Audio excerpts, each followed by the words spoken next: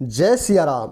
मित्रों, माघ मेला 2026 के 10 बड़ी खबरों में आप सभी का स्वागत है। और आज की जो 10 बड़ी खबर है वह बहुत ही खास है आने वाले श्रद्धालुओं के लिए जो माघ मेला 2026 में आने वाले हैं। तो उनको सुविधाओं को लेकर के, आने जाने को लेकर के 10 खबरें हैं। तो लास्ट तक ये 10 खबरें श्रवण करिएगा, जिससे कि आपको यहाँ की क्या क्या हो रहा है और क्या क्या आपको सुविधाएं दी जाने वाली हैं उसकी सही जानकारी हो सके।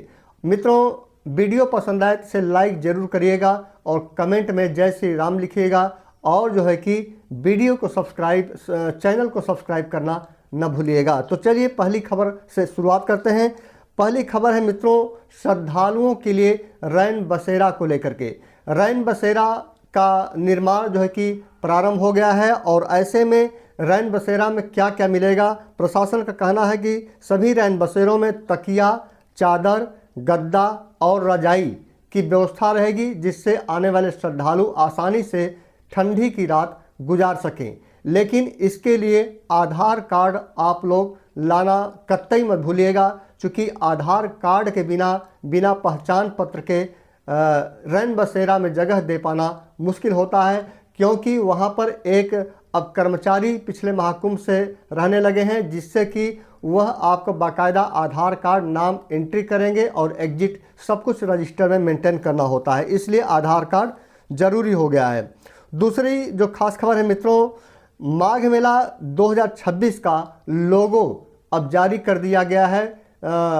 माघ में जैसे महाकुंभ 2025 का लोगो जारी किया गया था, उसी तरह से माघ मेला 2026 का लोगो भी जारी कर दिया गया है। और इसके साथ साथ में यह भी बताया गया है कि माघ के महीने में स्नान करने से, गंगा जी और त्रिवेणी संगम में स्नान करने से क्या फ़ायदा मिलता है। माघ का महीना मित्रों स्टार्ट कब होता है, जब चंद्रमा 27 दिन 27 नक्षत्रों का जो चक्कर होता है।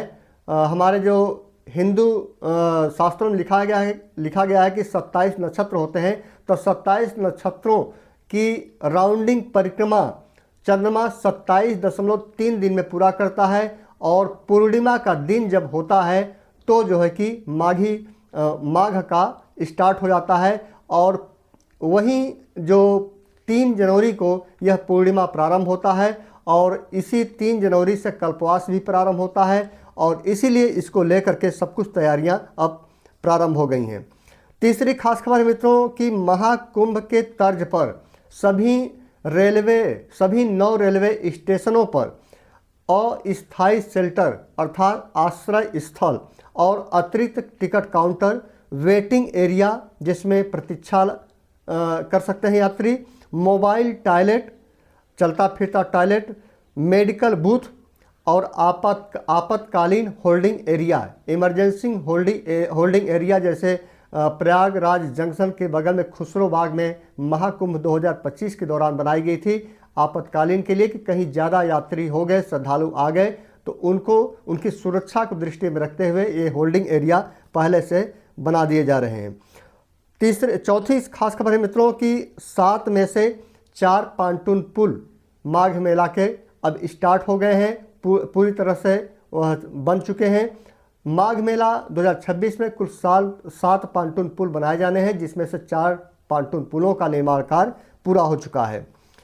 और 5वां खास खबर है मित्रों, माघ मेले की तैयारी में जो देरी हो रही है, संत महात्माओं का कहना है कि माघ मेले की तैयारी में जो देरी या लापरवाही बरती जा रही है, उससे सभी संत महात्माओं को टेंट लगाने में समय का अभाव होता जा रहा है। और हो सकता है कि समय पर टेंट न लगने से मेला समय पर प्रारंभ करने में दिक्कत हो जाए। हालांकि मेला तो अपने समय पर प्रारंभ होगा ही होगा, लेकिन संत महात्माओं का कहना है कि हम लोगों का टेंट समय पर नहीं लग पाएगा।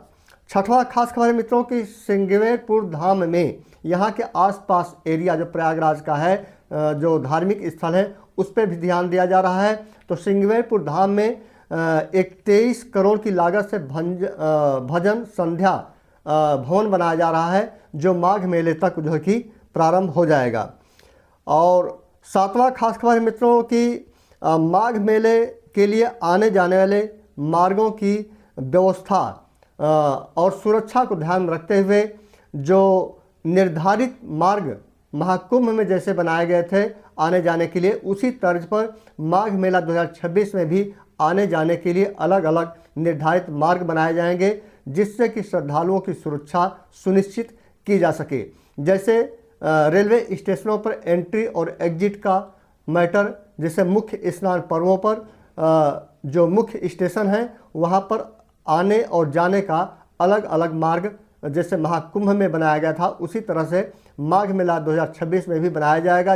एग्जाम्पल के लिए जैसे प्रयागराज जंक्शन पे सिविल लाइन साइड से एग्जिट और जो है कि लीडर रोड जो सिटी साइड से एंट्री का बनाया गया था, उसी तरह से सभी रेलवे स्टेशनों पर जो है कि बनाया जाएगा।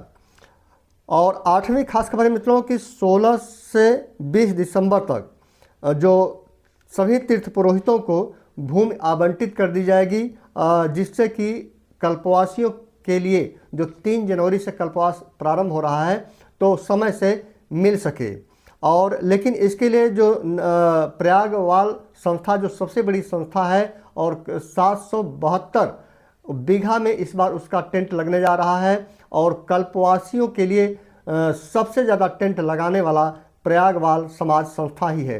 तो प्रयागवाल समाज संस्था और खाक चौक के संतों में काफ़ी कुछ नाराज़गी और खींचातानी प्रशासन के बीच चल रही है, क्योंकि खाक चौक और प्रयागवाल समाज दोनों का दावा है कि हमें निर्धारित जगह पर ज़मीन न दिए जाने से जो है कि श्रद्धालुओं को टेंट लगाने में हमें प्रॉब्लम आ सकती है, और जो है कि जहाँ पर ज़मीनें दी जा रही हैं खाक चौक का कहना है वहाँ पर काफ़ी दलदल है।